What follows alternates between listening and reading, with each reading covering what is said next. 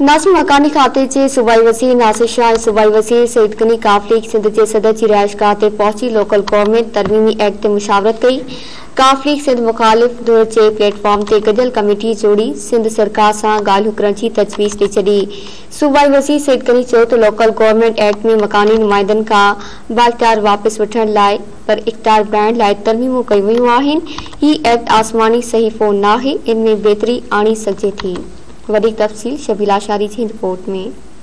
सूबाई वज़ीर नासिर हुसैन शाह ऐं सईद गनी काफ लीग सिंध जे सदर तारिक हसन जी रिहाइशगाह पहुची लोकल गवर्नमेंट तरमीमी एक्ट ते मुशावरत कई। काफ लीग सिंध जे सदर तारिक हसन सां मुलाकात बाद मीडिया सां ॻाल्हाईंदे सूबाई वज़ीर सईद गनी चयो त लोकल गवर्नमेंट एक्ट में मकानी नुमाइंदनि खां अख्तियार वापसि वठण लाइ न पर खेनि बाअख्तियार बणाइण लाइ तरमीमूं कयूं वियूं आहिनि। हीउ एक्ट आसमानी सहीफ़ो नाहे, उनमें बहितरी आणे सघिजे थी। कोई नया बल्दियाती कानून या बल्दियाती निज़ाम नहीं लाया गया।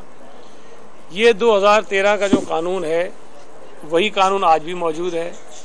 इसके अंदर कुछ तरामीम हुई हैं और उन चंद तरामीम को आप नया निज़ाम या नया कानून नहीं कह सकते। एक और चीज़ जो बार बार कही जा रही है कि जी हमने लोकल गवर्नमेंट के इख्तियारात जो इस 2013 के कानून में थे उनको मज़ीद कम कर दिया है, ये बात भी बिल्कुल गलत है। इसमें ज़रा बराबर भी हकीकत नहीं है। हमने जो भी तरामीम की हैं वो इस लोकल गवर्नमेंट एक्ट 2013 को बेहतर बनाने के लिए हैं और बल्दियाती नुमाइंदों को मजीद इख्तियारात देने के लिए। सईद गनी चयो त सिंध असेंबली में पीपल्स पार्टी जी अक्सरियत आहे, उन करे मुखालिफ धुर डिक्टेट न पर तजवीज़ूं ॾेई सघे थी। सिंध असेंबली के अंदर पीपल्स पार्टी की अक्सरियत है, हम तजावीज़ मानने को तैयार हैं, हम अच्छी राय का एहतराम करेंगे, लेकिन हम पर कोई कानून मुसलत तो ना किया जाए ना।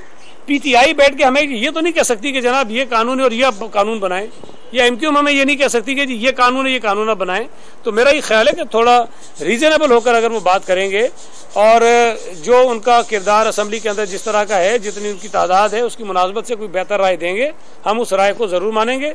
लेकिन ये चीज़ ज़हन से निकालनी चाहिए कि डिक्टेशन जो है वो ना करें। हम अक्सरियत में हैं असेंबली के अंदर, वो असेंबली के अंदर अकलियत में है जिसको इन्होंने गलत अंदाज में पेश किया। सूबाई वज़ीर नासिर हुसैन शाह जो चवणो त कुछ दुरियूं मामले खे लिसानी रंग ॾियनि पियूं। हिन भेरे आरटीएस सिस्टम न हूंदो, उन करे एमक्यूएम वारा चूंडनि खां भॼण चाहिनि था। असल बात ये है कि ये राह फरार इख्तियार करना चाह रहे हैं। ये इलेक्शंस के लिए बिल्कुल तैयार नहीं है। ये जो वो वक्त चला गया जब धौंस धांधली की सियासत होती थी और जब ये जैसे चाहते थे वैसे करते थे, वो नहीं है।